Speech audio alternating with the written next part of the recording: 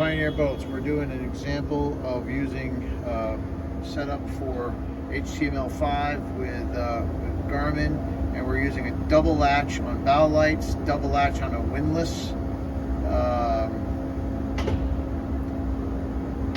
momentary switches.